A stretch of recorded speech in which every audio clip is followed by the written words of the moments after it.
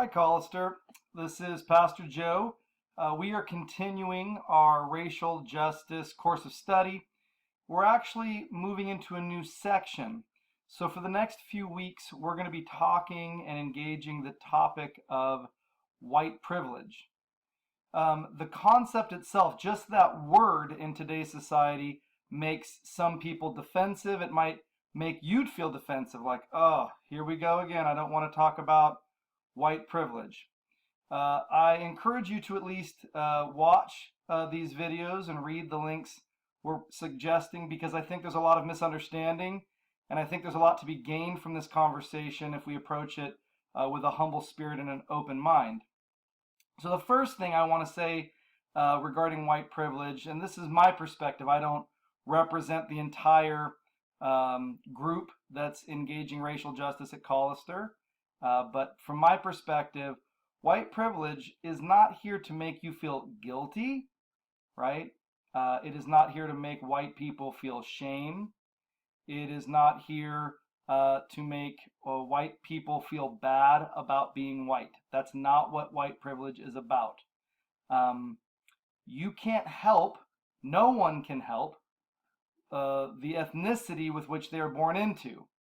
Right? That is out of your control. You can't control what gender, you can't control what race, you can't control your economic status of your parents, right?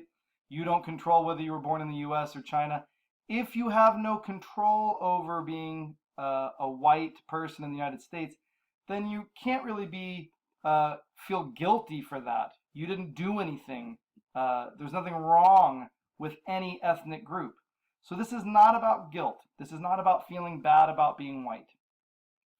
This is about acknowledging the truth that some groups have more advantages on the whole than other groups. And if I say this in a different context, it might be easier to handle. Maybe it'll produce less defensiveness. If a person is born to wealthy parents in an affluent neighborhood, that person has certain privileges, certain benefits that another person born to poor parents in a poor neighborhood does not. So if I'm born to wealthy parents, I don't have to worry about shelter or food. If I'm born to poor parents, I might live in a car and be hungry a lot and very food insecure. If I don't have to worry about food, that gives me certain benefits. I have certain privileges that come with that. Now, the person born to rich parents shouldn't feel guilty for that. That's just who they happen to be born to, right? But there are privileges. The person born to wealthy parents doesn't have to worry about paying for college or getting scholarships. But the person born to poor parents does have to worry about those things. The person born to wealthy parents, often they can get jobs in high school and in college because their parents have connections and they put in a good word for their son or daughter, and that's how they get their first jobs, right? Poor kids don't have that luxury, don't have that privilege. So there are privileges that come with wealth. Freedom from stress and worry, right? Freedom to retire early. There's all kinds of privileges with having money that a person without money does not have. So we understand privilege, right? White privilege simply says that in the United States, if you are white, you have a much better chance of owning your own home. You have a much less chance of being involved in the criminal justice system. You have a much greater chance of being the head of a company, corporation. You have a much greater chance of representing your country at all levels of government. Being white, on the whole, confers certain advantages. For instance, and most people underestimate this, but the average white household, right, their wealth is 9 times higher than the average black family. 9 times on average higher than the average black family. So white individuals in this country have a lot more wealth, a lot more land. They are often the owners of corporations. They are CEOs, right? The majority of leaders in this country are white. So with that power and that wealth comes privilege, right? So that's white privilege. If you blindly dropped someone into a body in the United States and that body happens to be white, that person will have a much greater chance of having a college degree. That person will have a much greater chance of having a two-parent home growing up. There's all kinds of advantages and privileges to being white. Now, with that said, not every white person is rich. Some white people are poor. Not every white person's parents stayed together. Lots of white people's parents divorced when they were young, right? There are white people that are incarcerated and involved in the criminal justice system. We're talking about averages, and on the whole, we're not talking about every single individual. However, if you are white and poor, that's unfortunate, and I care about that. I want to do what we can as a society to help that person. But that white person that is poor has not had to deal with generational racism. Slavery, segregation, lynching, Jim Crow, mass incarceration. They have not had to deal with redlining, obstruction of home ownership, the exclusion of government programs. So like if you served in the military and you get out, right, there is a program that pays for your college tuition. But that was not available to people who were not white. So throughout time, even just to a few decades ago, right, there were active policies working against you if you were a person of color. Poor people who are white people involved in the criminal justice system have not had to deal with those barriers. So even poor white individuals confer a certain amount of privilege that they haven't had those additional barriers to overcome. So the goal is not to feel guilty. The goal is not to say, well, I'm being made to feel terrible for being white. That's not the goal. We're honest that being white in this country gives us privileges, even if we're poor, even if we're not Bill Gates, we still have certain privileges. And then the next step is, I'm not responsible for those privileges because it just happened to be how I was born and when I was born and where I was born.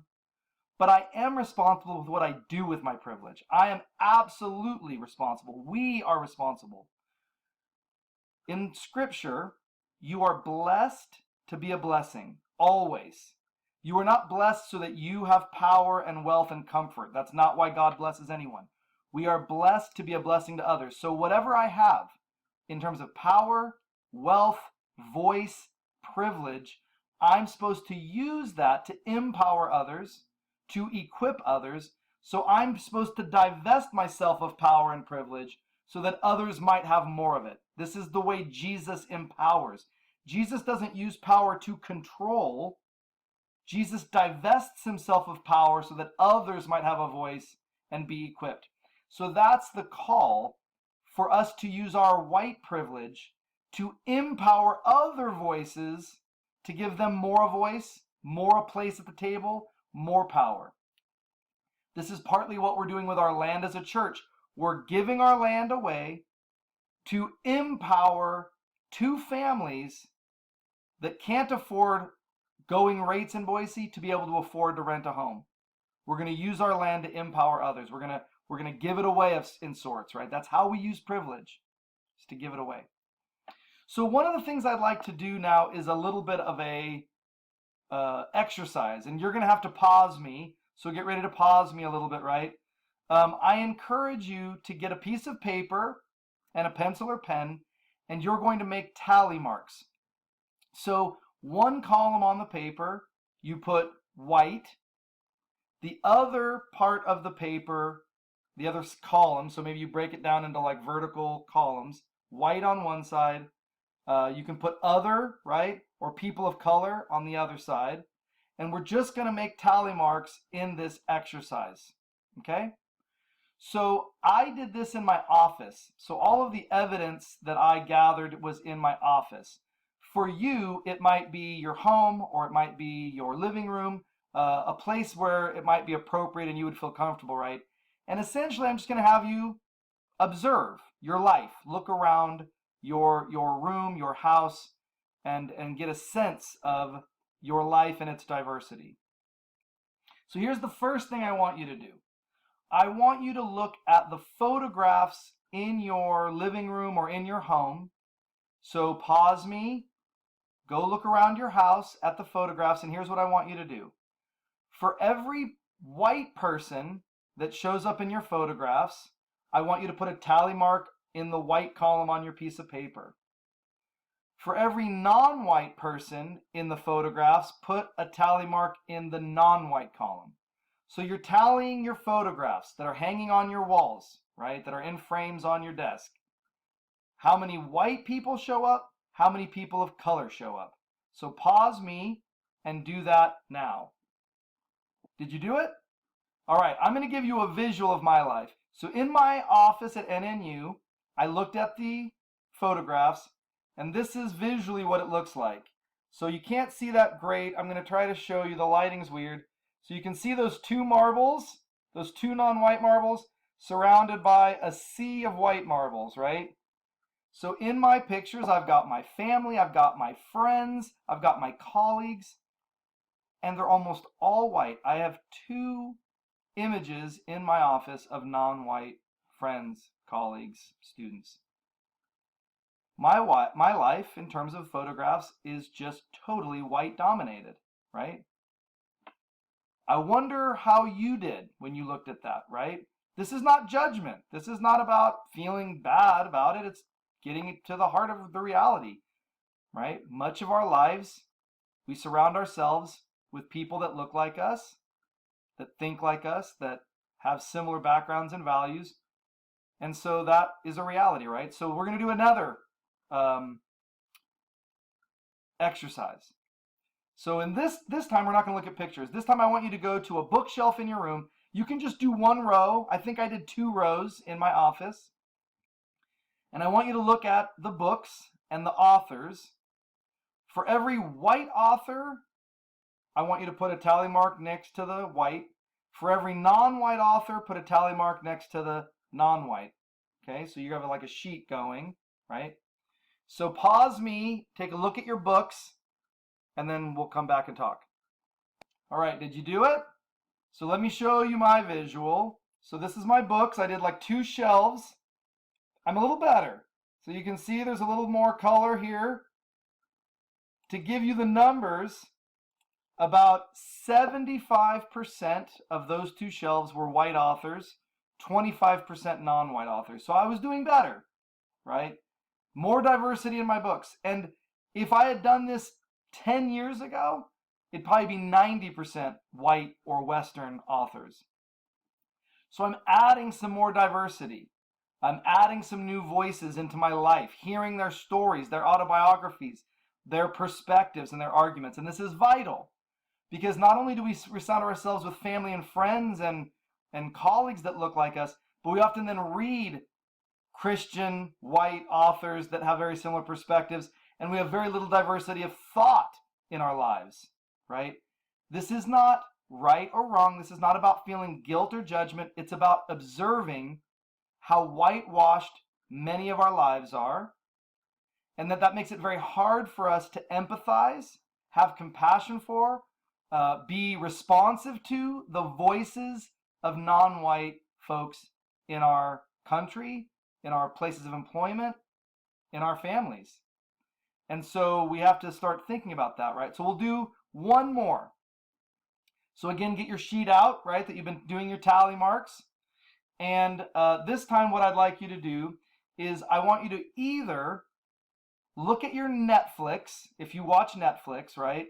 Look at the shows that you are binging. Look at your recent past, the shows you've finished.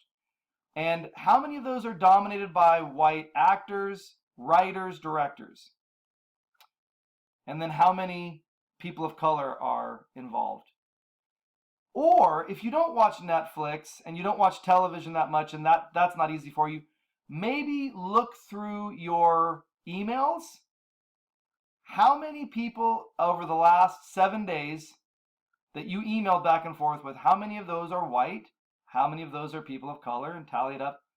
So you've got a couple of options here. The shows that you're watching on television, your email inbox and outbox.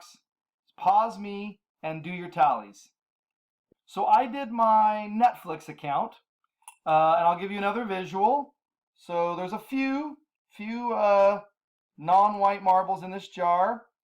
Not as good as my books in terms of diversity, There was a lot of The Office, Parks and Rec, Arrested Development, Ozarks, right? A lot of shows, Law and Order, where it is very white.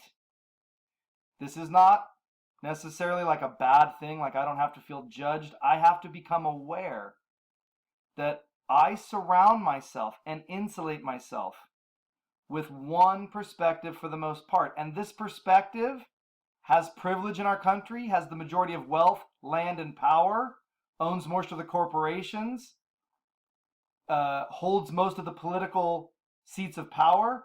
And that's what I know and what I understand and what I surround myself with. And that makes it very hard for me to understand folks that are not like me. And I've got to get better at hearing those voices, taking those voices seriously. It will edify me. This is a gift to me to diversify my life, and it's a gift to you. So be thoughtful when you look over that tally sheet. How many on the white column? How many on the person of color column? How disproportionate is your life? And it would be helpful and a gift to you to intentionally begin to diversify the books you read, and the shows you watch, and the music you listen to, and the voices you might hear politically. That the more we diversify, the more well-rounded and educated we become. Being white in this country confers many privileges, and much of that is the result of historical racism that lingers even today in systems and structures of power. We need to diversify our lives in part so that we can hear the call of God to use our privilege, wealth, and power in ways that where we divest ourselves of it, we give it away, we step down, we step back, we listen more, and we begin to give voice and space and power to others. So I hope this has been helpful. I would love to talk more with anybody who has questions or thoughts or disagreements even, right? Let's keep the conversation going, reach out, and we can do that. Hope you guys have a great day.